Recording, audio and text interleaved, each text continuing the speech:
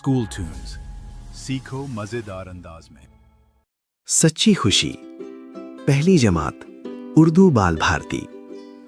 नाजिया, फौजिया, इमरान और कामरान चौथी जमात में पढ़ते थे। वो चारों एक ही सोसाइटी में रहते थे। उन्होंने इतवार को क्रिकेट मैच देखने का फैसला किया।